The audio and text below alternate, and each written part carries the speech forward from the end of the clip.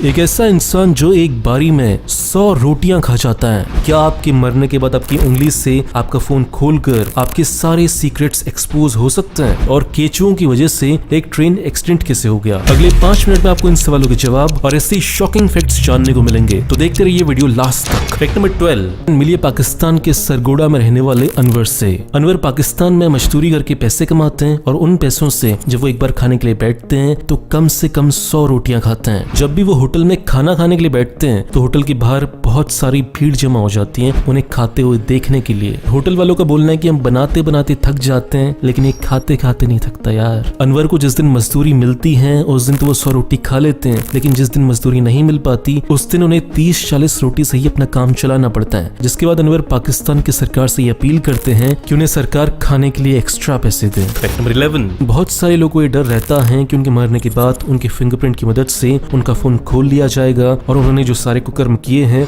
वो सारे बाहर आ जाएंगे, लेकिन ऐसा होता नहीं है। क्यों? क्योंकि आजकल की जिस टेक्नोलॉजी से फिंगरप्रिंट सेंसर्स बनाए जाते हैं वो ये पता लगा लेते हैं कि इंसान जिंदा है या मर गया। क्योंकि जैसे इंसान मरता है उसकी उंगलियां सिकुड़ने लगती हैं और उसके जो फिंगरप्रिंट है वो बिगड़ने लगता है। तो कुल मिलाकर आपको टेंशन लेने की जरूरत नहीं है। फैक्ट नंबर 10 बात है ऑस्ट्रेलिया की। वहाँ के रेलवे ट्रैक पर बहुत सारे केंचुए एक साथ इकट्ठा हो गए, इतने सारे हजारों की संख्या में कि जब ट्रेन चलने के लिए आई तो जो ट्रैक था वो बहुत ही ज्यादा चिपचिपा हो गया, स्लिपरी हो गया, जिसकी वजह से ट्रेन स्लिप कर गई और अपने रास्ते से भटक गई और जो बगल में ट्रेन खड़ी हुई थी उससे जाकर टकरा गई। फैक्ट नंबर 9 बात है साल 2007 की। अलास्का के मछुआरों को एक व्हेल मिली और उस व्हेल के ऊपर एक समुद्री तीर लगा हुआ था। जब उस तीर की और रिसर्च की गई तो पता चला कि वो तीर उस व्हेल को साल 1880 में लगा होगा, मतलब आज से 100-150 साल पहले वो तीर उसे लगा होगा। फैक्ट नंबर 8 चाइना में भी इंडिया की तरह बहुत ट्रैफिक होता है, लेकिन उन्होंने एक सॉल्यूशन निकाला है जो कि बहुत अच्छा है और उस सॉल्यूशन को बोलते हैं जैम बस्टिंग। मतलब कभी आप अपनी कार के अंदर खतरनाक ट्रैफिक में फंस जाओ और आपको बहुत जल्दी है कहीं पहुंचने की और आपको ये भी बताएं कि ये जैम अगले 2-3 घंटे तक चलता रहेगा, तो ऐसे में आपको कुछ नहीं करना, बस एक कॉल करना है। कॉल करने के बाद आपके पास 2 लोग आएंगे, उसमें से एक बंदा आपकी कार में बैठ जाएगा आपकी कार को सही सलामत उसकी लोकेशन तक पहुंचाने के लिए, और आप बाइक के पीछे बैठ जाओगे ताकि वो जल्दी से आपको अपनी लोकेशन पर पहुंचा सके। है ना मस्त आइडिया? क्या लगता है इंडिया में होना चाहिए कि नहीं होना चाहिए? कमेंट्स में बताना। फैक्ट नंबर 7 अगर आप लड़के हो तो ऐसा कभी ना कभी आपके साथ हुआ होगा कि आप चेन लगा रहे हो और आपका सामान फंस गया। अमेरिका में हर साल जितनी भी नीचे वाले हिस्से की इंजरीज होती हैं उसका 20% इस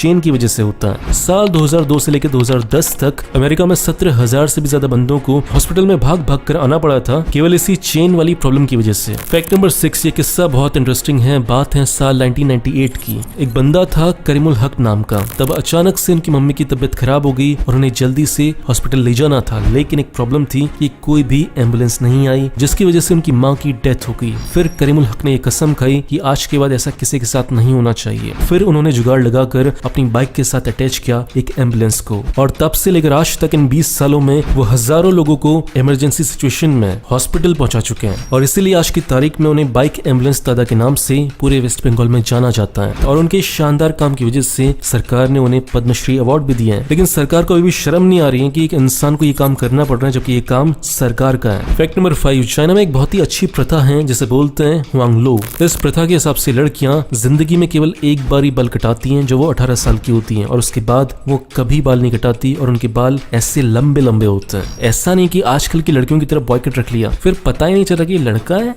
ये लड़की है। फैक्ट नंबर 4 ये किस्सा बहुत इंटरेस्टिंग है। बात है 17वीं शताब्दी के इंग्लैंड की। उस समय के जो अमीर इंसान होते थे वो अपने आप को गरीब फार्मर से अलग दिखाने के लिए क्या करते थे कि अपने घर के पास अपने घर के बाहर ऐसे घास उगाते थे, ये दिखाने के लिए कि वो बहुत पैसे वाले हैं, उन्हें कोई जरूरत नहीं है फार्मिंग करने की, इसलिए वो अपने घर के पास घास उगाते हैं। कोई गेहूं चावल उगाने की उन्हें कोई जरूरत नहीं है। तो इसी तरह एक गार्डन का होना, एक लॉन का होना एक स्टेटस सिंबल बन गया अमीर लोगों के लिए, और वही चीज आज की तारीख में इंडिया में भी देखी जाती है। जो अमीर लोग होते हैं जैसे IAS ऑफिसर हो गया, कोई अमीर बंदा हो गया, उसके घर के बाहर लॉन होता है। तो ये चीज आई है इंग्लैंड से। फैक्ट नंबर 3 चाइना का एक बंदा है 39 साल का जिसका नाम है ली यू। इस बंदे ने शादी कर ली है, लेकिन ट्विस्ट ये है कि खुद के साथ कर ली है। खुद ही का इसने बिलबोर्ड बनाया और उसी से शादी कर ली। बहुत बढ़िया। वो शीला की जवानी में गाना नहीं है किसी और की मुझको जरूरत क्या, मैं खुद से प्यार निभाऊं, वो इस बंदे का फेवरेट गाना है। फैक्ट नंबर 2 बात है साल 1912 की अंटार्कटिका की। तब ब्रिटेन के 4 ऑफिसर्स गए हुए थे अंटार्कटिका को एक्सप्लोर करने के लिए, लेकिन तभी एक तूफान आ जाता है जिसकी वजह से चारों को टेंट के अंदर रखना पड़ता है। लेकिन उनमें से एक बंदा जिसका नाम था लॉरेंस ओट्स, उसकी तबियत बहुत ज्यादा खराब हो गई थी, उसे फ्रॉस्ट बाइट हो गया था, जिसकी वजह से बाकी 3 लोगों को इनकी बहुत देखभाल करनी पड़ रही थी।